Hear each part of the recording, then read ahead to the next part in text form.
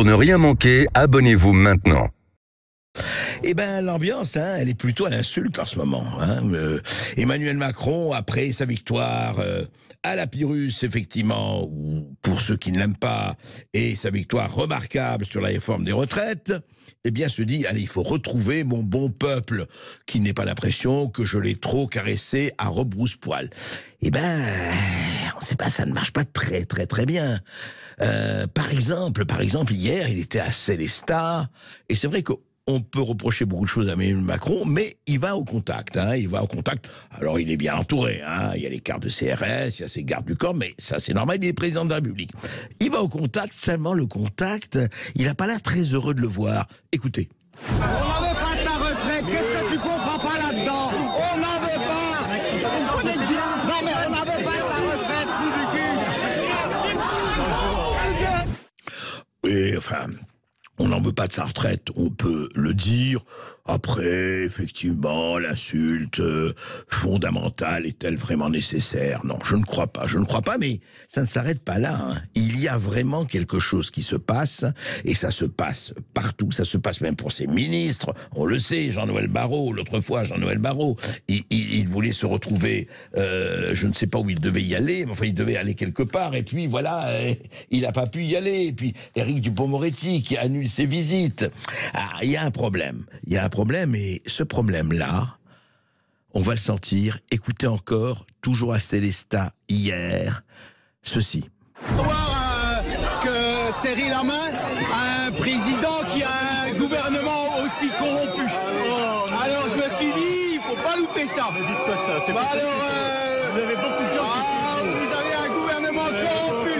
On n'a jamais vu un président avoir un gouvernement aussi corrompu que le vôtre. Non, quand même ça c'est exagéré. Non, franchement c'est exagéré.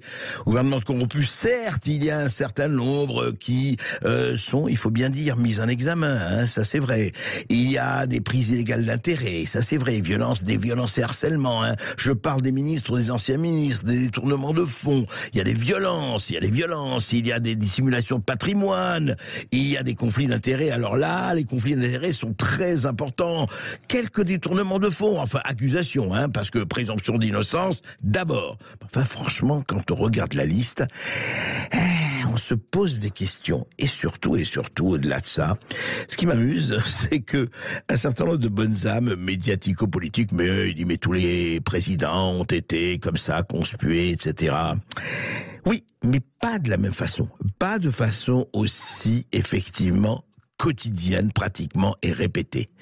Il y a un vrai problème. Alors, on va me dire, écoutez, ça représente une minorité de la population, celle qui descend. Et effectivement, dit Macron, les casseroles et les œufs doivent servir seulement à faire la cuisine. Eh oui. Mais vous savez, les casseroles, les œufs et d'autres instruments, quand des gens n'en peuvent plus, ou quand ils ne supportent plus la manière dont on les gère, dont on les administre, dont on les dirige, tous les instruments sont dans la nature. Alors pourquoi ? On va pas faire ici une grande étude politique. Il y a quand même deux problèmes majeurs qui se posent. C'est le mode de gouvernement, du et en même temps du tout et son contraire. Et puis, il faut le dire, en tout cas chez certains ministres, le mensonge érigé en méthode de gouvernement. Et puis, la peur, le gouverner par le chaos, tout ça. Il y a un certain nombre de problèmes qui ne vont pas. Et puis cette manière, franchement reconnu par même les gens qui trouvent que Macron va dans la bonne direction, cette espèce de morgue, cette espèce de mépris en disant, mais vous savez, même si on est totalement contre les antivax, cette manière de dire j'ai envie d'emmerder les non-vaccinés, tout ça quand même finit par peser. Et franchement, quand on arrive à ce stade-là, vous savez, la France, on le sait très bien, il n'y a qu'à regarder son histoire, à des moments, la corde se casse, le couvercle de la marmite saute, et là, eh bien, il y a un contenu. Ce que Michel Maffezoli, le sociologue, appelle l'ère du soulèvement. Ça ne veut pas dire révolution, ça ne veut pas dire apocalypse.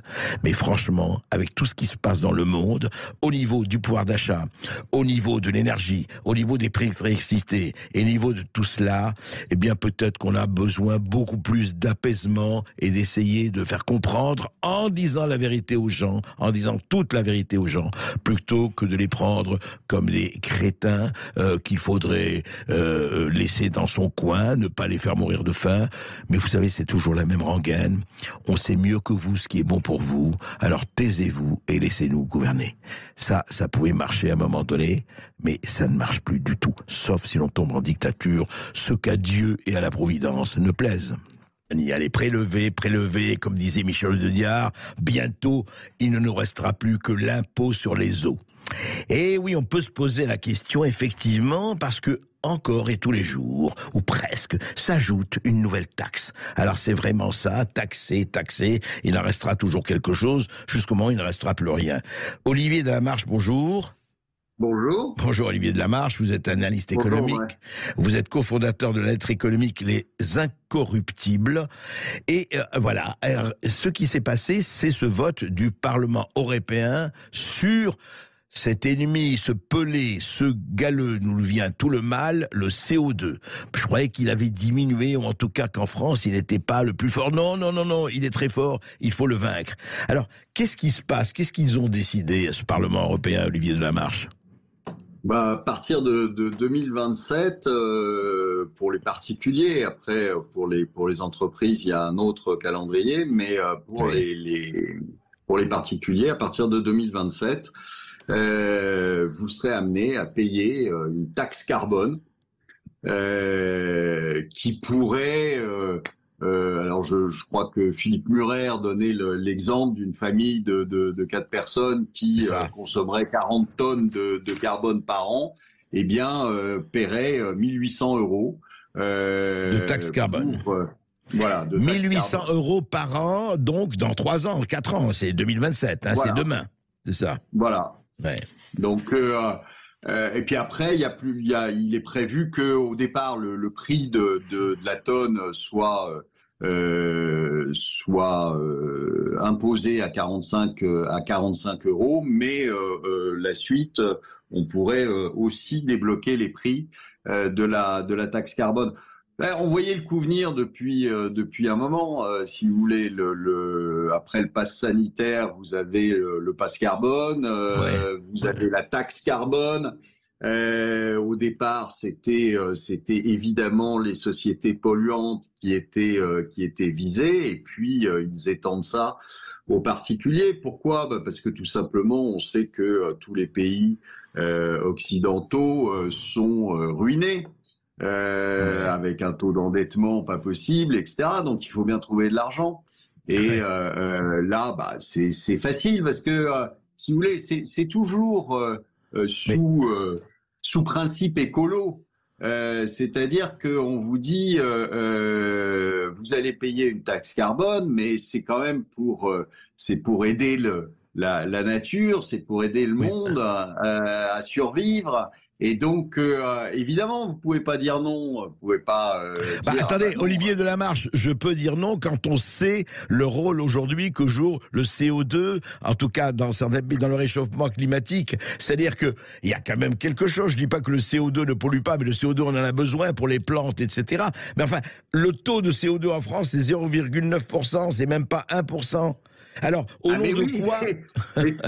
Oui. Mais ça, on s'en fiche, c'est-à-dire qu'on fait, les gouvernements font ce qu'il faut pour qu'on passe aux centrales à charbon, parce qu'ils ferment les centrales nucléaires. Oui. Vous avez vu que les Allemands ont fermé leur dernière centrale nucléaire, tout et donc à fait. ils fonctionnent au charbon. Oui. Et ensuite, on va vous expliquer que faut payer leurs erreurs. Mais c'est classique, si vous voulez, c'est-à-dire que là, ils sont décidément de plus en plus en roue libre. Et pas simplement Monsieur Macron, mais l'Europe entière est en roue libre et va se mettre à chercher de l'argent partout. Donc ça n'est que le début, André. Il va y en avoir d'autres des impôts. Vous allez voir, dites-moi, est-ce que l'eau, ça va être l'eau après, non ? peut-être. Ah, mais probablement, c'est déjà, on vous prépare à ça, donc après vous aurez l'eau, en effet. Ouais. Et puis un jour, on va vous demander d'arrêter de respirer aussi. Ah ben c'est sûr. Sinon, vous serez obligé de payer. Non, mais on va dans quelque chose qui n'a plus aucun sens.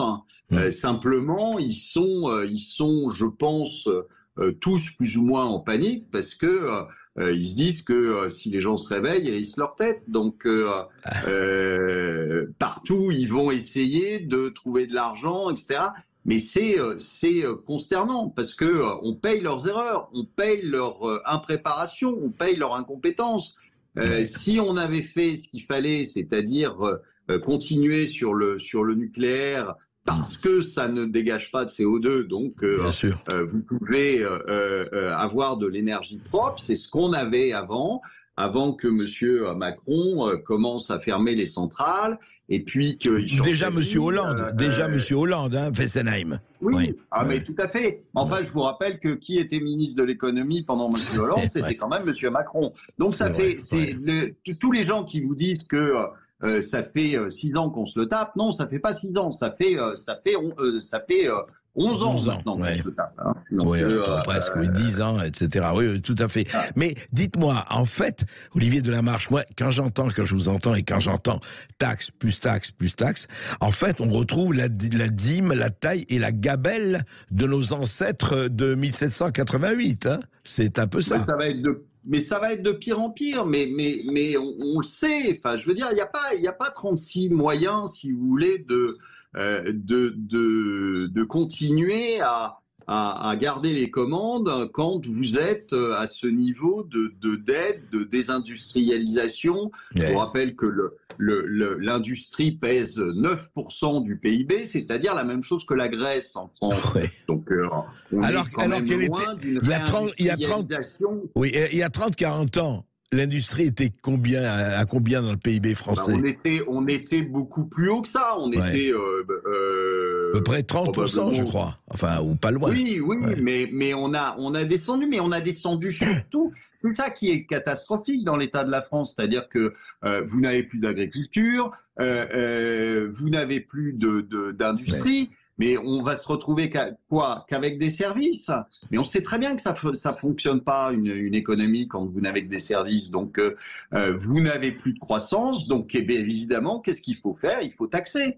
Il faut taxer parce que sinon les marchés vont s'apercevoir que la dette est celle qu'elle est, oui. sera impayable, et à ce moment-là, qu'est-ce qui va se passer? Les taux vont partir à la hausse, et donc voilà, il faut donner des gages pour dire non, ne vous inquiétez pas, l'État français est toujours capable de lever de l'impôt, et de plus en plus, et donc on continue comme ça. Mais on va dans le mur. Alors, on vous le dit depuis... il y a beaucoup de gens qui nous disent on dit ça depuis longtemps. Oui, mais sauf que on le voit, le mur, petit à petit. C'est-à-dire qu'on voit ce que ça donne. Il se profile à l'horizon. On voit ce que ça donne sur la pauvreté. On est en train d'installer en France, qu'ils ont installé depuis longtemps aux États-Unis, mais les bons alimentaires. Alors, on en est là, dans une soi-disant... économie qui fait partie des pays les plus riches du monde.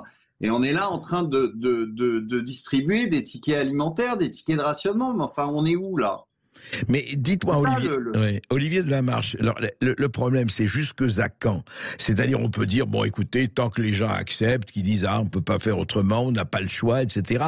Vous voyez, par exemple, c'est étonnant, ce mode de gouvernance. Emmanuel Macron, hier, a dit, je me donne 100 jours. 100 jours, voilà. Il est là depuis 5 ans, plus de 5 ans, 6 ans maintenant, et il se donne 100 jours. Mais on a l'impression, non seulement ça, on le dit tout le temps, c'est devenu une banalité, oui, ils sont décollés de la réalité, mais économiquement, à un moment donné, et je parle au-delà de Macron et de la France, est-ce qu'il n'y a pas à un moment donné le réel qui va dire, attendez les gars, maintenant, au-delà de cette limite, votre ticket n'est plus valable? Ou en fait, on peut continuer avec la planche à billets ad infinitum?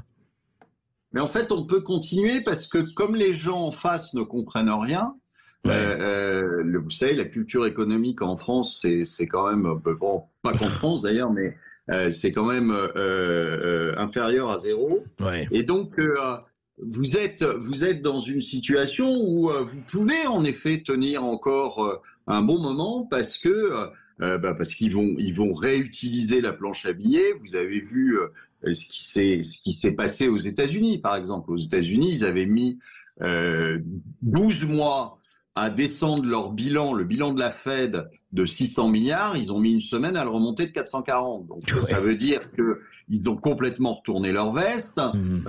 Bientôt, la BCE fera très exactement la même chose, parce qu'on sait très bien qu'on peut pas tenir avec les taux actuels, surtout sans la moindre croissance. Donc la BCE va se remettre à imprimer du papier.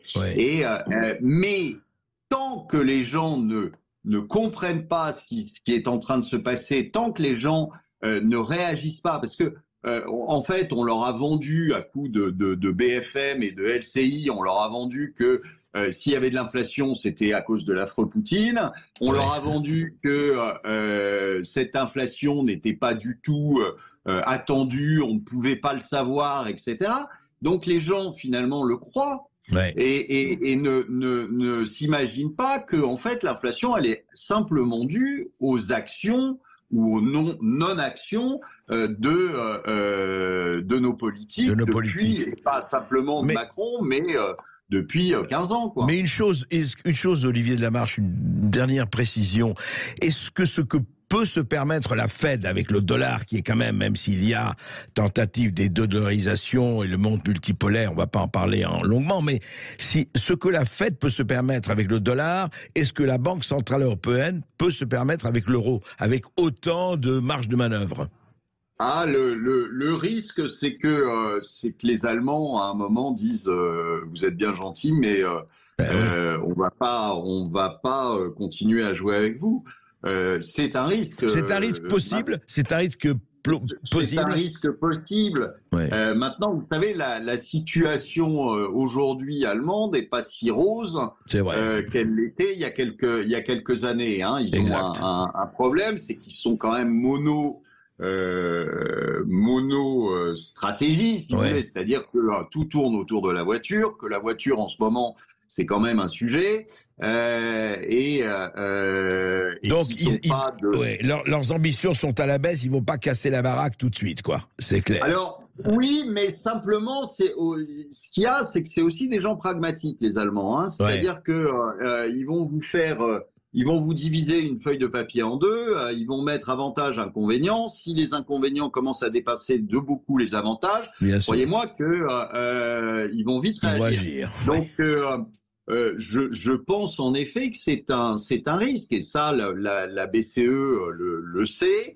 C'est pour ça que je pense que bientôt elle va retourner sa veste, parce qu'il va y avoir des attaques sur les principales banques, et la Deutsche Bank est quand même pas dans une situation qui va permettre de faire les marioles trop longtemps.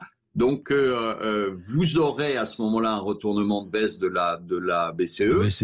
On va voir comment réagit le gouvernement allemand. En attendant, mais il n'est pas dit qu'il le fasse. En attendant, cher Olivier de Lamarche, eh bien, on sait que nous serons taxés et encore taxés. Ça, c'est intéressant. La tonte des moutons va devenir une institution. Merci Olivier de Lamarche. Merci beaucoup. Eh bien, la pauvre Agatha Christie, je ne sais pas si elle se retourne dans sa tombe, mais ça devrait être déjà une sacrée marmelade, parce que vous savez ce qui se passe en ce moment ? Même en France, les versions françaises des livres d'Agatha Christie, l'immortelle Agatha Christie, vont être révisées pour supprimer les termes offensants ou racistes. Et voilà. Et c'est-à-dire que la France s'aligne sur les autres maisons d'édition internationales, d'après les éditions du Masque, voilà, notamment. Et alors, il y a, au cours de l'hiver, un comité de lecture britannique avait réécrit certains passages d'Hercule Poirot et de Miss Marple. Évidemment, les personnages légendaires, hein, qui ne connaît pas l'inconnu du Nord Express, etc., etc. Eh bien, incroyable, hein. Entre 1900 et 1976... il y a eu, comme vous le savez, elle a été prolifique, elle était extraordinairement prolifique, Agatha Christie. Eh bien, c'est Agatha Christie Limited, la société qui gère l'œuvre de l'autrice. Voilà, elle a demandé elle-même les corrections. Évidemment, elle s'appelle Limited, ça veut bien dire qu'au niveau des neurones, c'est extrêmement limited. Voilà, alors tout le monde le fait, voilà, et donc le masque aussi s'est aligné. Voilà, on l'a demandé, on modifie ou retire les descriptions de certains personnages étrangers, comme dans Mort sur le Nil, ou la mystérieuse affaire de Steele. Vous vous rappelez que en 2020, Les 10 petits nègres, le roman policier Les 10 petits nègres, l'un des romans d'Agatha Christie les plus lus, les plus vendus au monde, des millions d'exemplaires, a été rebaptisé Ils étaient 10, et l'appellation péjorative, citée 74 fois dans la version originale, a été ôtée de la nouvelle édition. Voilà où on en est. Alors écoutez, on va pas s'arrêter en si bon chemin, hein, nos censeurs, nos manipulateurs, nos bons auteurs avec les ciseaux d'Anastasie. Ben pourquoi pas Voltaire, Shakespeare, Flaubert, Balzac, il y a tous des passages quand même qui va gêner telle ou telle communauté, qui va gêner telle ou telle personne, effectivement même des individus. Alors allons-y, coupons. Mais vous savez qu'il y a une manière beaucoup plus directive, beaucoup plus rapide, vraiment, et radicale de régler la question. Lobotomisons. Pratiquons la lobotomisation généralisée, comme ça les auteurs, les lecteurs, les citoyens n'auront plus envie ni de lire, ni de penser, et ça va être merveilleux, non? Qu'est-ce que vous en pensez, vous, auditeurs résistants de Sud Radio? Je crois pas que ce soit véritablement votre truc, non? Les infirmières de Valence, je crois. De Valence, c'est bien ça, qu'on a bien entendu pendant le confinement, la crise du Covid, etc. Et alors on se disait que bon, c'est fini, maintenant tout ça derrière nous, maintenant on réattaque, on va faire en sorte que ça va aller bien. Et bien hier, mercredi 12 avril, je vous donne l'information, il y en a une parmi d'autres, hein. Eh bien, un homme de 91 ans est décédé aux urgences du CHU de Grenoble en Isère, mercredi 12 avril, hier, après avoir attendu un lit pendant 3 jours. Selon France Bleu Isère, cela faisait effectivement 3 jours qu'il attendait un lit d'hospitalisation en gériatrie. Voilà, l'intersyndicale du centre hospitalier avait fait un signalement pour mise en danger de la vie d'autrui quelques jours avant le drame. Le procureur l'a classé sans suite pour absence d'infraction pénale. Voilà où on en est. Et évidemment, alors, le pronostic vital du nonagénaire n'était pas engagé lors de son admission aux urgences. Les médecins interrogés ont reconnu quand même que le délai d'attente et l'immobilité avaient probablement, ce qu'en termes galants, ces choses-là sont dites, aggravé son état de santé. Voilà, en décembre 2022, une femme de 47 ans avait été retrouvée sans vie dans les toilettes des urgences. Cela faisait également 3 jours qu'elle attendait un lit en psychiatrie. Quelques semaines plus tard, un autre patient était mort dans ce même service, soit 3 décès brutaux en 4 mois. Alors évidemment, manque d'effectifs, etc., voilà. Ils ne savent plus quoi faire, évidemment. Il faut comprendre aussi les soignants, hein. C'est pas excuse tout ça, il faut expliquer. Ils ont peur, ils ne peuvent pas offrir ce qu'ils considèrent comme le minimum de soins à offrir aux patients. Voilà où on en est. Et apparemment que cela va changer. Alors voici ce qu'Emmanuel Macron disait hier dans sa conférence de presse, feuille de route. Écoutez. Je veux que chacun d'entre vous retrouve la certitude que nos enfants pourront bâtir une vie meilleure. Et ce sont nos services publics qui devront porter cette espérance, de la petite enfance au grand âge. Notre système de santé sera aussi profondément rebâti. Depuis 6 ans, 11 millions de Françaises et de Français ont pu bénéficier du reste à charge zéro pour leurs lunettes, leurs appareils auditifs ou leurs prothèses dentaires. Nous avons mis fin au numerus clausus et nous avons massivement investi dans notre hôpital. Mais il faut des résultats concrets et à court terme. Eh oui, résultats concrets et à court terme. Effectivement, Emmanuel Macron, concret et à court terme. Mais ça fait combien d'années que cela se passe comme ça? Ça fait combien d'années qu'on a diminué les lits d'hôpitaux, qu'on a diminué les effectifs, qu'on a fait du chiffre, qu'on a multiplié les autorités régionales de santé, les ARS, uniquement composées de fonctionnaires qui ne voient jamais un malade? Ils sont combien? 100, 200, 300, 3000? Et où sont, comme dit comme dit exactement la secrétaire générale de la CGT au CHU de Grenoble, hein, où s'est passé ces 3 décès brutaux en 4 mois. Il manque 120 infirmières et une quarantaine d'aides-soignantes. Voilà, on est en sous-effectif, ils l'ont dit. Et qu'est-ce que vous avez fait? Et pas seulement Macron, mais les autres, depuis 10 ans ou 20 ans, vous avez fait du chiffre, vous avez fait du tableau Excel, vous avez dit rentabilité, rentabilité, rentabilité, merveilleux. Mais oui, la santé, ah bah oui, c'est un produit comme un autre quand même, faut pas rigoler. Voilà où nous sommes dans cette douce France de 2023. Alors arrêtez de saliver, arrêtez de parler, vous qui nous dirigez, les princes qui nous gouvernent, et commencez à faire, vraiment commencez à faire. Parce que vous voyez, les insultes, ce qu'on a entendu en premier à Célestat ou ailleurs, mais ça va se multiplier, et plus ça va se multiplier. Alors, écoutez, non seulement écoutez, mais faites. Vous savez ce que c'est? Ça s'appelle l'action. Ouais, une action, oui. Ce serait bien la communication, mais l'action, c'est encore mieux, franchement. Le face-à-face d'André Berkoff avec François Pupponi, maire de Sarcelles pendant 20 ans, ancien député du Val d'Oise, pour son livre « La gauche en perdition, LFI, ELV, NUPS, la grande dérive » aux éditions du Cerf. Bonjour François Pupponi. Bonjour. Alors écoutez, on est heureux de vous avoir. On a eu quelques, mais ça c'est normal, c'est la circulation. Ouais, c'est la circulation. On a vu ce que c'est devenu. Hein, c'est très intéressant. Alors moi, j'ai vraiment votre livre tombe à point. Ce qui m'a frappé, vous êtes né en 62, pardon, François Pupponi. Et je rappelle que donc François Mitterrand a rebâti le PS, le fameux congrès d'Épinay. C'était, si je me trompe, en 71. Tout à fait. Donc vous aviez 9 ans. Oui. C'est ça. Et vous avez adhéré au Parti Socialiste depuis quand? Alors en fait, si vous voulez, moi, je suis fils de militant, donc mon père était au PSU, a adhéré au PS en 71, donc depuis tout petit, je baigne là-dedans. Ah ouais, c'est ça. Et moi, j'ai créé j'ai créé la section des jeunes socialistes au lycée de Sarcelles dans les années 80. Et ensuite, donc naturellement du MJS, je suis passé au PS en 81, je suis passé au PS, mais j'étais déjà au pouvoir, oui. Voilà, mais j'étais déjà encarté MJS.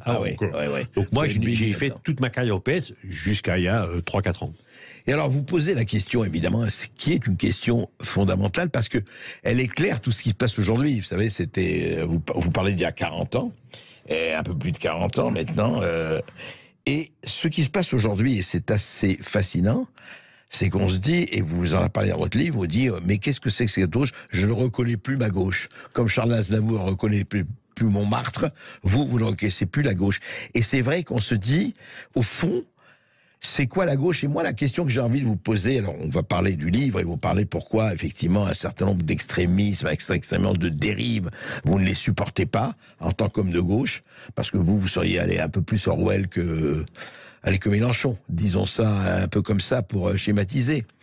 Mais dites-moi, franchement, aujourd'hui avec le recul, et vous êtes un homme intègre et droit, avec le recul, est-ce qu'il n'y avait pas déjà le ver dans le fruit avec, au moment de 83, et le changement d'orientation à 180 degrés de Mitterrand? Alors, la gauche, moi, qui m'a bercé, à laquelle j'ai adhéré, ce n'était pas une gauche radicale. Mais effectivement, comme vous le dites, François Mitterrand a bien compris, après Épinay, que pour gagner, il fallait s'allier à la gauche radicale. Et la gauche radicale de l'époque, c'était les communistes. Bon, voilà, toute la stratégie de Mitterrand, c'était de dire... en 69, 70, 71, le PC est devant et nous est derrière. On va à un moment prendre le leadership, s'associer au Parti communiste, et cette gauche social-démocrate, c'est elle qui va s'émanciper, s'épanouir, et qui sera le leader de la gauche. Et c'est ce qu'a réussi François Mitterrand. Bon. Mais il y avait deux vers dans le fruit. D'abord, on s'est associé avec une gauche radicale, qui n'existe quasiment plus au Parti communiste, mais qui est présente et qui a été supplantée par un jour. Et le ver, il était dans le fruit, parce que des trotskistes ont pris le pouvoir au Parti socialiste aussi. Ouais. Et oui. L'autre côté, oui. Et oui, donc quelque part... Qui était encore lambertiste, comme Jospin. Qui était lambertiste, comme Jospin, voilà. Et donc, d'une gauche social-démocrate, imaginée et réalisée par Mitterrand, on finit, 40 ans après 81, à une gauche radicale, dirigée par un ancien membre du Parti socialiste, lui-même trotskiste. Jean-Luc Mélenchon a été ministre socialiste. Voilà, donc il ne peut pas dire tout ça, j'assume pas, c'est pas moi. Il a été ministre socialiste. Moi, sénateur pendant des années. Donc il a profité du Parti socialiste. Et en fait, son rêve depuis le début, comme tous les lambertistes et tous les trotskistes, c'était tuer le PC, tuer le PS. Bon. Donc oui, il y avait un double ver dans le fruit. Et à la fin, tout ça finit comme on le constate aujourd'hui. Alors, question, même si vous étiez jeune, vous n'avez pas vécu ça dans les coulisses de l'Élysée ou du pouvoir, ou proche du pouvoir, pourquoi, franchement, à votre avis, avec le recul, on peut parler de tout, pourquoi François Mitterrand a laissé faire? Il savait très bien qu'ils étaient trotskistes et compagnie. Oui, c'est pas qu'il a laissé faire, c'est que François Mitterrand c'était une bête politique, alors il a été élu, réélu, c'était un pragmatique. Il savait très bien que cette gauche social-démocrate seule ne pouvait pas y arriver, et qu'il avait besoin de tout le monde. Mais lui, étant tellement le plus fort, il a joué avec ça. Bon, après, quand on est arrivé avec Lionel Jospin, ça a commencé un peu, excuse-moi du terme, à dégonner. Rappelez-vous l'histoire du voile de Creil. Le voile de Creil, c'était Lionel Jospin, et puis tout le reste. Lionel Jospin, la liste des erreurs faites par Jospin pendant le quinquennat sont importantes. Il perd, il est même pas candidat au deuxième tour de l'élection. Bon, donc c'est-à-dire qu'à un moment, 2002, oui. Si vous rajoutez à ça ensuite François Hollande, on finit comme aujourd'hui à 1,5% une présidentielle. Donc Mitterrand, lui, il connaissait tout ça, mais il était assez subtil, malin et supérieur aux autres pour gérer tout ça, y compris maîtriser les vers dans le fruit. Malheureusement, après, les vers dans le fruit, les autres n'ont pas su les gérer et le fruit a pourri. Mais alors justement, est-ce que le fruit, quand le ver n'est pas dans le fruit, vous allez me dire, je ne vais pas vous faire absolument avouer que c'est François Mitterrand. Est-ce que François Mitterrand n'a pas su... Alors vous allez me dire, il faut arriver au pouvoir quand même, c'est très joli de faire de la morale. C'est vrai. Mais est-ce que François Mitterrand n'a pas un peu facilement sacrifié quelque chose au profit de la conservation du pouvoir? Comme d'autres, hein. Mais bien entendu qu'il a fait des concessions, bien entendu qu'il a fait des choix, bien entendu qu'il savait qu'il y avait des risques, mais que c'était la condition sine qua non de gagner. En 71, le congrès d'Épinay, rappelez-vous que 2 ans avant, de faire quasiment n'existe pas à l'élection présidentielle. Et 10 ans après Épinay, Mitterrand gagne la présidentielle. Donc bien sûr qu'il a une stratégie qui était dangereuse. En tout cas, il fallait, mais c'est normal. Mais vous ne gagnez pas le pouvoir si vous n'êtes pas capable de faire des concessions et de vous associer à des gens quand vous n'êtes pas majoritaire tout seul. Mais alors, qu'est-ce qui a fait après que le fait que, effectivement, Mitterrand s'est converti à la social-démocratie, en tout cas, il a toujours été social-démocrate, sinon de droite, rappelons-nous, on ne va pas évoquer, mais on ne va pas faire l'émission là-dessus. Votre livre raconte, et très bien, mais le mécanisme, je voudrais que vous le racontiez. Moi, le livre, je recommande à tous ceux qui s'intéressent à la politique, parce que la gauche, c'est quand même une tradition, je veux dire, remontons à pas la Révolution française, les Lumières et tout ça. Enfin, c'est une tradition séculaire, donc c'est pas nouveau, on peut les appeler comme on veut. Qu'est-ce qui fait qu'on est arrivé à ce stade de division, d'électoralisme, mais absolument déchaîné en acceptant tout et le contraire de tout? Mitterrand a accepté les communistes, là on voit les maires qui courtisent tel ou tel électorat, etc. Enfin, qu'est-ce qui a fait qu'on est arrivé à ce stade? Ce qui fait qu'on y est arrivé là, en tout cas c'est mon analyse, c'est la paupérisation du personnel politique, en particulier au Parti Socialiste. Bon, moi j'ai commencé, j'étais jeune militant, je suivais Jean-Pierre Chevènement. Et quand vous passiez un dimanche avec Jean-Pierre Chevènement à l'écouter, vous sortiez le soir plus intelligent que vous étiez rentré le matin. Bon, il y a eu d'autres. Après, j'étais avec Dominique Strauss-Kahn. C'était des gens qui étaient d'un niveau supérieur, qui avaient des vraies idées. Mitterrand avec Chevènement avec sa conception de la République, de la nation, etc. Bref, c'était les hommes d'État. Bon. Et puis petit à petit, ce qui s'est passé, c'est que les socialistes ont gagné beaucoup d'élections locales et que les élus socialistes se sont restés dans leur municipalité, dans leur département, dans leur région. Et que Solferino a été pris en main par les apparatchiks, qui eux n'avaient qu'une lubie, c'était trouver un poste, avoir un mandat, ne pas travailler. Voilà. Et faire de la politique. Vous voulez remplacer définitivement la lutte des classes par la lutte des places. Complètement. Bon. Ça, et donc, depuis 20 ans, le Parti Socialiste ne réfléchit plus. Oui, ne produit aucun. Rien. Enfin, Mitterrand avait produit le programme commun. Jospin avait quand même au début, avec ce qu'on appelait la Dream Team, une vraie vision, les emplois jeunes, les 35 heures. On peut être pour ou contre, mais il y avait une réflexion sur la société que n'a plus le Parti Socialiste. Aujourd'hui, pour les avoir fréquentés loin, la seule chose qui les intéresse, c'est pas l'idée, c'est pas l'idéologie, c'est comment je garde ma place.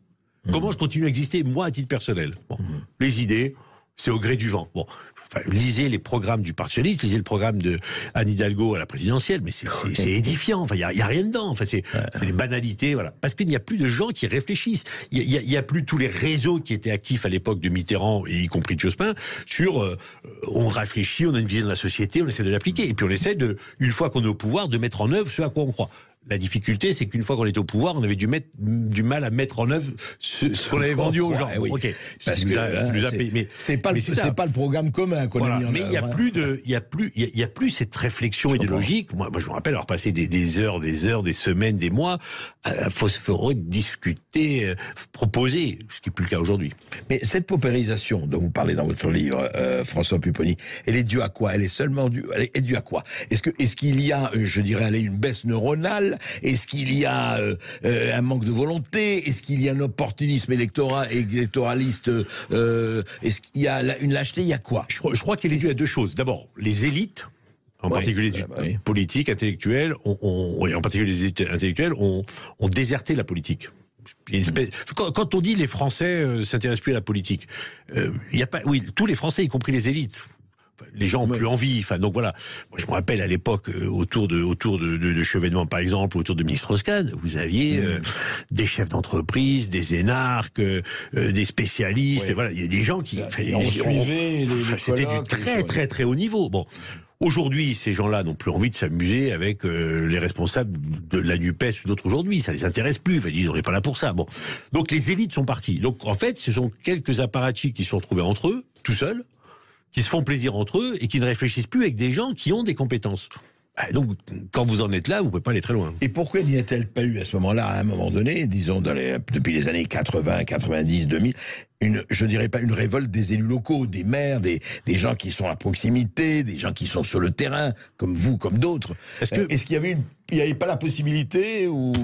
Moi, je prends mon cas personnel, sincèrement. Moi, j'étais maire de Sarcelles, élu de banlieue. Et député aussi. J'avais autre chose à faire que d'aller le mardi après-midi, le mardi soir à Solferino, disserter sur je sais pas quoi. Voilà.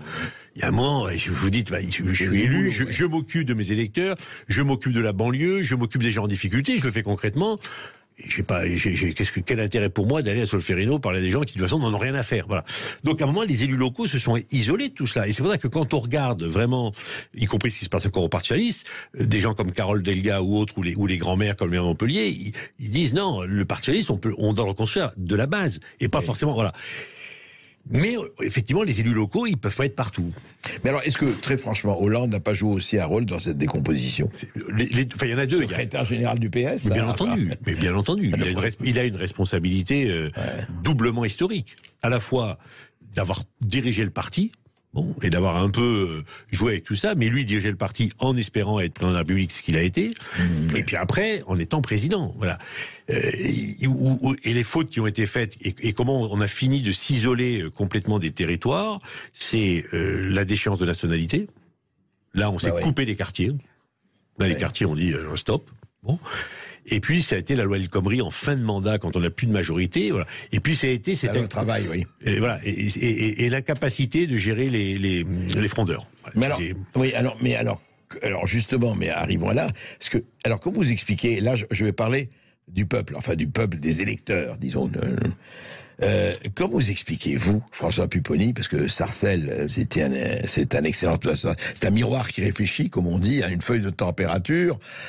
très forte. Comment vous expliquez qu'une grosse partie de ce qu'on appelle la classe ouvrière ou la classe populaire, etc., est passée en 40 ans, c'est rien, ou en 30 ans, c'est rien. Dans l'histoire, c'est un ciment du Parti communiste, du Parti socialiste, au Rassemblement national, au Front national. Alors, il est passé du PC au PS, au RN, ou à l'abstention. Parce que nous sommes d'accord. Dans ces quartiers où les classes populaires sont très présentes, c'est un taux de participation de 30%. Hein. Ouais. Non, mais je suis d'accord. Oui, mais c'est important. Mais on les a perdus, ceux-là. Ouais. Bon. Parce qu'on n'a pas été capable, de s'occuper d'eux, et deux, on n'avait plus de militants, puisqu'on avait beaucoup d'élus, on n'avait plus de militants pour continuer à passer le discours, être avec eux. Et on a abandonné le terrain militant. On a abandonné le terrain politique. On était au gouvernement, on était dans les régions, on était dans les départements, dans les municipalités. On travaillait au profit des gens. Mais le travail politique n'était plus fait. Et on a été remplacé, dans un premier temps, par effectivement le Rassemblement national, qui, dans certains territoires ruraux, par exemple, où la gauche est présente, sont présents. Et dans les quartiers, on a été remplacé par les frères musulmans. Voilà. Ouais. Aujourd'hui, qui est actif dans... Enfin, parce que la politique... Vous dire, le parti qui est actif dans les quartiers, c'est les frères musulmans. Bien sûr. C'est eux qui sont présents, ils vont voir quand il y a des problèmes, ils s'investissent dans les conseils d'école, ils font ce que nous on a fait il y a 40 ans. et qu'on ne fait plus aujourd'hui. En fait, on a eu beaucoup d'élus et plus de militants. Et comme on n'avait plus de militants, il n'y avait plus de relais dans les territoires. Et donc, on n'était plus capable d'aller expliquer ce qu'on faisait vraiment, parce qu'on a fait des choses pour les quartiers populaires, on a fait des choses pour les classes de la ville, etc. Oui, on l'a fait. Enfin, il y a eu aussi beaucoup de gaspillage. Mais comme on n'a pas été capable de l'expliquer, de le valoriser, parce que manque de réseau et de militantisme. Et on a été remplacé par d'autres qui disent, voyez, ils font rien pour vous. Et alors, justement, et l'autre volet qui est quand même aussi préoccupant, en tout cas pour le Parti socialiste et pour la gauche dite social-démocrate, c'est qu'aujourd'hui, et vous l'expliquez dans votre livre, les extrémistes ont pris le pouvoir. Complètement. Ah, c'est eux qui tiennent la... Ouais. C'est eux qui ont le leadership. Enfin, c'est Mélenchon qui a le leadership de la gauche. Voilà, c'est lui qui dirige. Bon. Encore aujourd'hui ? Ah oui. Ouais. Oui, c'est lui qui... Et sincèrement, tous les collègues députés qui sont à l'Assemblée me disent, les nouveaux élus de la NUPES, et les filles, sont tous des bébés Mélenchon. D'ailleurs, ils mettent de côté les Corbières, les Garrido et tout ça, parce que là, voilà, il y a une purge. Et les nouveaux qui rentrent, c'est des bébés Mélenchon. Bon. Donc c'est lui qui a pris le pouvoir. C'est lui qui... Et alors, ils sont associés aux indigénistes, aux wokistes, aux islamistes. Tout ce qui concerne des gens qui sont capables d'aller chercher des voix et qui sont capables... On va avec eux. Électoralisme pur et dur. On y va. Ouais, on y va. C'est-à-dire qu'on est à la fois féministe et avec les frères musulmans. Oui, c'est ça qui est assez intéressant. Tout ce qui rapporte des voix, l'idéologie, on s'en fout. Ouais. Mais c'est la logique trotskiste. Faut prendre le pouvoir, faut renverser l'institution, faut faire tomber le tsar. Et donc pour ça, on est capable d'aller s'associer avec tout le monde parce que notre stratégie est supérieure à tout le reste. L'entrisme à tous les étages. Partout. Faut y aller. Et tout est bon. Et à votre avis, juste, ça donne quelque chose parce que on a vu effectivement, Mélenchon a fait de très bons scores à la présidentielle, la NUPES, c'était un bon. Il a voulu faire son petit programme commun et son petit François Mitterrand de poche, et ça a pas mal marché, c'est clair. Ce que je crois, moi, c'est que ça n'amènera pas cette gauche radicale au pouvoir, parce qu'ils n'ont pas de... Mélenchon, il est entre 20 et 23%. Bon, mais il n'a pas d'espace. Par contre, le risque, c'est d'amener l'extrême droite au pouvoir. Pourquoi ? Aujourd'hui, Macron est en tête, Le Pen est derrière, Mélenchon juste derrière. En 2027, le candidat de la Macronie, alors moi je suis pas sûr qu'il soit au même niveau qu'Emmanuel Macron. Ouais. Bon. Surtout avec ce qui se passe en ce moment. Surtout, voilà. Donc je le vois plutôt en dessous. On verra qui ça sera, c'est dans 4 ans. Et donc, s'il est derrière Le Pen et derrière Mélenchon, on a un deuxième tour Le Pen-Mélenchon. Et moi, je suis convaincu qu'un deuxième tour Le Pen-Mélenchon, c'est la victoire de Le Pen. Tout le monde dit jamais. Et quand les gens me disent ça, je leur pose la question, mais demain, il y a un deuxième tour Le Pen-Mélenchon. Vous votez pour qui ? Et souvent, c'est pas Mélenchon. Donc Le Pen. Voilà. Et franchement, vous-même, je dis pas pour qui vous voteriez. Je m'abstiens. Je m'abstiens parce que je peux pas voter. Au pouvoir, c'est pas ni Le Pen ni Mélenchon. Oui, mais si des gens comme moi s'abstiennent, ça veut dire que les gens pour Le Pen vont aller voter, eux, et les gens pour Mélenchon ne seront jamais à 50%. Donc le risque de cette gauche radicale, et je pense que c'est sa stratégie, c'est d'amener l'extrême droite au pouvoir. Et en disant, après le chaos, nous on a notre place. Voilà. Comme d'ailleurs elle a appelé à voter Macron en 2022, je veux dire de façon très claire. Après, il se... Comment ? C'est pas possible. Oui, d'accord, mais enfin... Mais il savait ce qu'il faisait. Oui, on le met parce que, mais on sait très bien qu'après on le critique les lois. Donc cette gauche radicale, elle est potentiellement dangereuse. Mais comme elle est dangereuse dans beaucoup de pays où elle a pris le pouvoir. Parce qu'elle a un côté totalitaire qui est, on le sait bien. Et on a vu les écologistes ce que ça donnait du point de vue des réalisations nucléaires et compagnie. Vous avez vu l'Allemagne ferme son nucléaire complètement, c'est les Grunen, et ils nous envoient du charbon. Ils ont du charbon. Ils nous vendent de l'électricité faite au charbon. Voilà, et sans état d'âme, voilà. Et dans le silence assourdissant des écologistes politiques. Absolument. Et deuxièmement, on a des écologistes qui font de l'écologie punitive. Au lieu d'amener le peuple à une pratique plus vertueuse pour sauver la planète et de l'aider à le faire, ils les sanctionnent.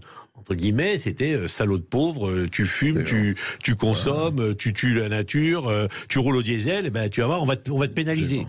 C'est la pire des catégories. Extraordinaire. Les gens en grande difficulté qui effectivement roulent au diesel parce que pendant 50 ans on leur a dit c'est le mieux, faut y aller, on est les plus forts. Ils veulent leur voiture. Ils vont pas acheter une voiture électrique à 20 000 €. Ils peuvent pas. Par contre, il faut les aider ou leur payer la voiture électrique et leur racheter leur vieille voiture parce que ceux-là, on peut pas les pénaliser. Aujourd'hui, on leur dit non, mais tu vas payer 2 fois plus cher. Le diesel c'est plus cher et t'as intérêt de le changer. Et les gens vous disent, et c'est les gilets jaunes derrière qui arrivent, ou le vote Le Pen. On va prendre des auditeurs, mais on va continue à discuter avec François Pupponi encore une fois.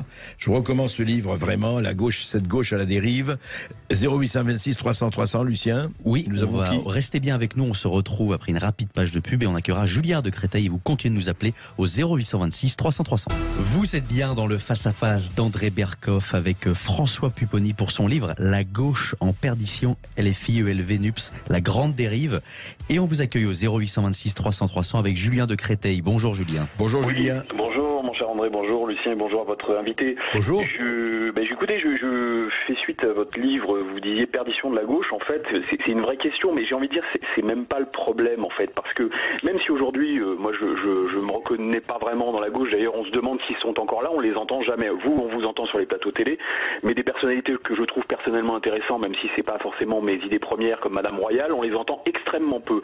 Aujourd'hui, on a quoi? On a, désolé de le dire, on a une espèce d'extrême centre où il y a Macron, matin, midi et soir, qui est en fait aujourd'hui un mélange du MPS soumis à Bruxelles. Et puis ensuite, vous l'avez très bien dit, on a les extrêmes. Est-ce qu'il n'y a pas autre chose dans la vie politique française qui n'est pas extrême gauche, qui n'est pas extrême droite et qui peut apaiser les choses? Parce que très clairement, on n'a pas eu de référendum depuis 18 ans. On a une application stricte des traités pour la réforme des retraites. Macron n'a pas le courage de dire que c'est Bruxelles qui nous l'impose, alors qu'en Belgique, c'est dit très clairement, en Espagne, c'est dit très clairement. Et donc, malgré tous ces slogans que nous a fait la gauche en nous disant on va changer l'Europe, réformer l'Europe, une autre Europe, ça ne passe pas. Aujourd'hui, moi j'en terminerai là, mais vous avez des sujets majeurs comme par exemple l'envoi d'armes en Ukraine.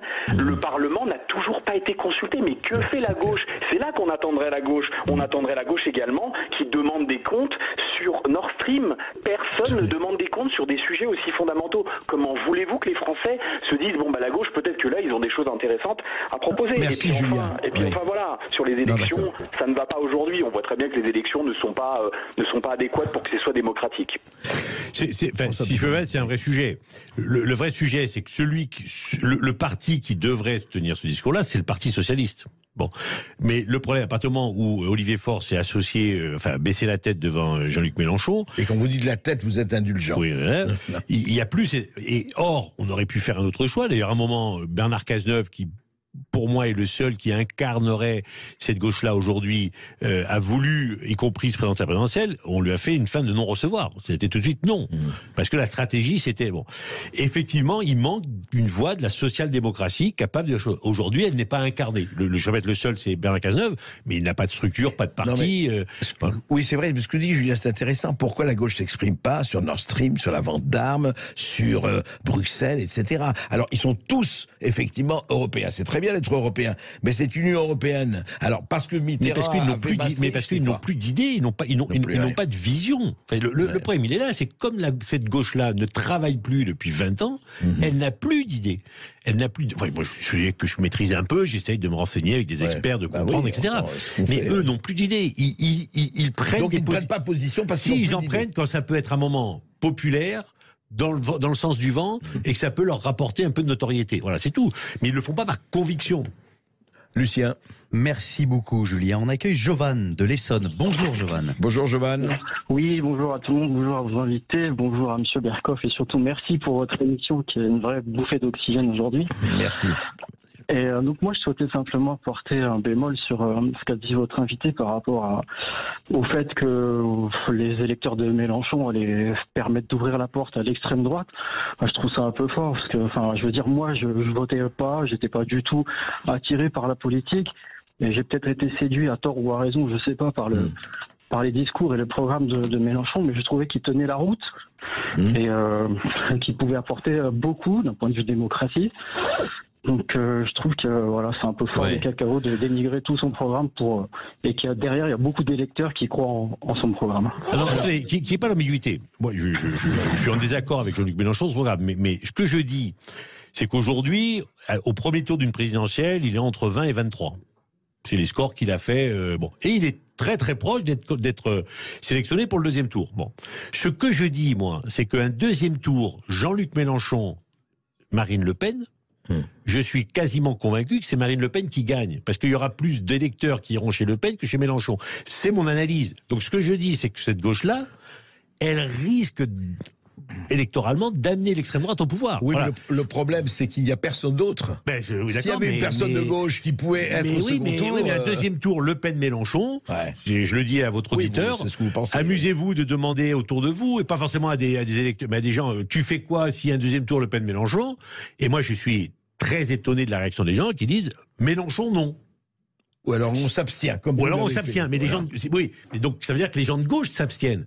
Et si les gens de gauche s'abstiennent, les gens de droite et d'extrême droite, eux vont aller voter. Et donc voilà, donc c'est dans ce cadre-là ce que je dis. Écoutez, qui votera verra, hein, Jovan. On va voir. Merci. Merci pour votre invitation. En tout cas, et passez une belle journée. Merci à vous aussi, Jovan. Merci beaucoup, Jovan. On accueille Safia de la Courneuve. Bonjour, Safia. Bonjour, Safia. Bonjour à tout le plateau et un grand bonheur à être avec vous, André Berkoff. Merci. Et je voulais dire votre chaîne Omerta, je suis. Hein, ah, très bien, très bien. Très bien, très bien. Bon, Suivez. vous savez un peu ma rigueur intellectuelle par rapport à Pupponi. Je vais le regarder droitement dans les yeux. J'aimerais bien l'avoir entre 4 yeux, du reste, où il a des lunettes entre 6 yeux ou 8 yeux. Quoi, c'est une note d'humour. Et monsieur Pupponi, quand vous étiez aux manettes à Sarcelles, il faut que vous compreniez bien. Si vous avez mené la politique de la chaise vide pour la population abandonnée et que vous avez extrêmement pratiqué les politiques communautaristes, ça vous est revenu en pleine face. Après votre prospective pour 2027, si elle doit atterrir à l'Élysée, la charmante petite Marine, vous avez qu'à vous en prendre à vous-même. Parce que nous dire que Cazeneuve, qui est macro-compatible, et des gars comme celui qui est au Conseil constitutionnel, c'est Fabius, écoutez, la France, elle en a un ras-le-bol. On vous connaît de fond en comble. Vous êtes cramé et carbonisé. D'accord ? Et pour votre... Safia, restons en tout cas dans la courtoisie du débat. Mais bon, tout à fait. Hein. Pardon. Ouais. Allez-y. André, vous savez comment je vous apprécie beaucoup. Vous savez, je suis assez direct et tranché. Je sais. Non, mais alors, vous reprochez donc, en fait, à ce Parti socialiste, et y compris à François Pupponi, de n'être pas allé où ils auraient dû aller si c'était pour vous, ce que vous appelez la gauche, pour vous, la vraie gauche, c'est ça? La vraie gauche, parce que moi, je suis une gaucharde pur jus, pur sang, je vote depuis mes 18 ans. Même quand je me prends le pec avec Troussel, Stéphane Troussel, président du département du 93, et que je suis au contact avec eux frontalement parlant, je leur dis qu'ils commettent que des dégâts. Alors, quand il arrive avec ses petits nanars et ses petits livres, Pupponi, qui s'en prend qu'à lui-même. Il a fait des dégâts là où est-ce qu'il a œuvré. Bon, alors on va laisser. On va laisser François Pupponi répondre. Qui est pas l'ambiguïté. Moi, j'ai eu l'honneur d'être maire de Sarcelles pendant 20 ans, et à chaque fois que je me suis représenté, moi, tête de liste au premier tour, j'ai été réélu. Donc, pas le sentiment d'avoir fait que des erreurs. Après. Pourquoi ça s'est arrêté? J'avais le choix de m'allier aux frères musulmans ou de pas. Et j'ai décidé de ne pas m'allier aux frères musulmans. C'est mon droit. C'est le droit. Moi, oui, on m'a traité de communautariste parce que je m'occupais des communautés. Bon, bah oui, très bien. Je suis OK. Mais par contre, quand c'est les frères musulmans qui ont un peu pris le leadership, j'ai dit, ça, je veux pas. Parce que idéologiquement, je suis en désaccord avec eux. Moi, j'ai aucun problème avec les communautés, qu'elles soient juives, musulmanes, catholiques, chaldéennes ou autres. J'ai un problème avec des idéologues. Bon. Et j'ai dit, je préfère perdre sans eux que gagner avec eux. C'est mon droit. Voilà, après, que certains veuillent discuter avec eux et passer des deals avec eux, c'est leur droit aussi. Ils sont élus avec eux, bravo, qu'ils assument. Voilà. Après, sincèrement, on peut pas dire que la gauche que j'ai représentée n'a rien fait pour les banlieues. Moi, j'ai été président de l'ANRU. Vous êtes en Seine-Saint-Denis. Vos quartiers aujourd'hui, après l'ANRU, c'est plus les mêmes qu'avant. Je dis pas qu'il n'y a pas de problème, mais c'est plus les mêmes qu'avant. On a quand même mis, bon an mal an, entre 40 et 50 milliards pour rénover les logements, rénover les quartiers, rénover les écoles. Enfin, c'est pas... Et donc, ça veut dire qu'on s'est aussi occupé des classes populaires dans ces territoires. On nous en a pas forcément remercié, mais c'est pas grave, c'est la vie. Nous, on est plutôt fiers de ce qu'on a fait aussi dans ces quartiers-là. Et je pense que les visiter aujourd'hui et les visiter il y a 30 ans, c'est pas les mêmes. Est-ce qu'elle a un autre auditeur? Oui, on a la chance de recevoir Sandrine du Tarn-et-Garonne. Bonjour Sandrine. Bonjour Sandrine. Et soyez, allez-y rapidement. Je vais être très rapide. Ouais. Bonjour André, bonjour à votre invité. Je suis très contente. Bon, moi c'est pareil. Je suis j'ai toujours été de la gauche et je suis un peu comme votre invité. Moi, je me dis, voilà, il y a eu le grand-père, le Mitterrand, oui. Et après il y a les cousins, grands-cousins. Donc d'un côté il y a la Macronie, on va dire, qui se disait socialiste et qui était dans Hollande et compagnie. Et après il y a eu gouvernement Mélenchon. Et moi, je suis donc comme votre invité. Le problème, ce qui me dérange, c'est je n'aime pas les idéalistes aussi, c'est pareil. Enfin, le terme. Ouais. Je trouve qu'à un moment donné, pour moi, la laïcité, je veux dire, et c'est malheureusement ce qui pourrait, Marine Le Pen pourrait arriver malheureusement au pouvoir face à Mélenchon par rapport à ce problème de la laïcité. Voilà. Enfin, en gros, je vais aller très vite. Excusez-moi. Non, je comprends. Vous avez raison. Mais c'est vrai. Évoquons ceci. Est-ce que non, mais pour Sandrine, c'est vrai que en fait, la gauche, elle a pas tellement défendu la laïcité. Alors, ce qu'on appelle laïcité. Il y a eu un vrai problème là. Je pense que la gauche, elle fait 2 erreurs historiques qu'elle paye cash. L'incapacité de gérer le problème de l'immigration, et en particulier de l'immigration post-coloniale. On n'a pas su gérer parce que ça a été préempté par Le Pen, le père. Et donc, comme Le Pen en parlait, il ne fallait pas en parler. Bon, donc, ça a suffi de passer pour un facho, etc. Voilà. Et après, le sujet de la laïcité. Mais la laïcité dans notre pays, c'est quoi? C'est de dire quelles sont les règles de cohabitation entre l'État et les religions. Bon. Et la position de la gauche, ça a été de dire non, en 1905, tout ça, ça a été réglé, entre guillemets, ne nous en parlez plus, c'est plus un sujet. Bon. Or, entre 1905 et 2023, il y a une religion importante qui a émergé en France, c'est la religion musulmane. En 1905, il s'est passé quoi? La République a mis des règles à la religion catholique. Catholique, absolument. Napoléon l'avait fait en 1804 avec la communauté juive. Et de façon assez rude. Oui, mais elle l'a fait. Elle a dit à un moment, écoutez, ça fait des siècles que la religion catholique est là, ben nous, la République, on va mettre des règles. Absolument. Bon. Et la gauche n'a pas été capable, 100 ans plus tard, de dire ok, ben maintenant on va mettre des règles parce qu'il y a une nouvelle religion qui émerge, qui a des revendications légitimes, on va lui mettre des règles, comme on l'a fait pour les juifs, comme on l'a fait pour les catholiques, on va le faire. Et les règles applicables à 1905 ne s'appliquent pas aujourd'hui de la même manière. Bon. Et ce refus du débat sur la laïcité, parce que la laïcité c'est la place de la religion dans la société aussi. Bien sûr. Bon, c'est pas la négation de la religion. Ce refus de ce débat-là, il est mortifère pour la gauche. Il est mortifère. Et on le voit. Et on le voit. Et on le paye. Voilà. On le paye. Et c'est pour ça, que la laïcité, on aurait dû en parler, on n'en a pas parlé. Là, il y a eu la loi sur le séparatisme, qui n'était pas tout à fait une loi sur la laïcité, vraiment.